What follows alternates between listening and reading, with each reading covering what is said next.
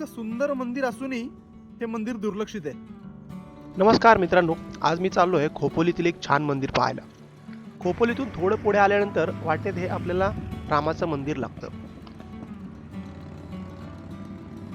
त्याच्यात थोडं पुढे गेल्यानंतर हे सुंदर घड्याळ आपल्या नजरेस पडतं.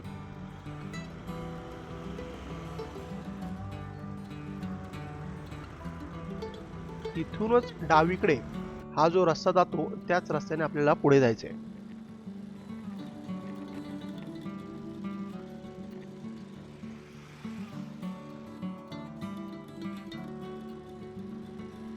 हा ब्रिज ओलांडून पुढे गेलं की उजव्या बाजूला आपल्याला हे परशुरामाचं मंदिर दिसतं.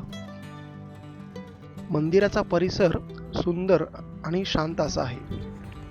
ह्याच मंदिराच्या शेजारी अजून एक मंदिर आहे, पण तेही बंद आहे. मंदिराचा सभामंडप अतिशय प्रशस्त असा आहे, पण दुर्दैवानं ही दोन्ही मंदिरं का कोण जाणे पण बंद आहेत.